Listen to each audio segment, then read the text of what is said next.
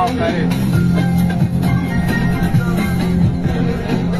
Kurumuş bir çiçek buldum mektupların arasında, bir tek onu saklıyorum, onu da sok görme bana.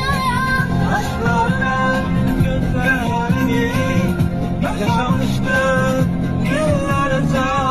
Hükümlüsü şarkılar hatırlatır seni.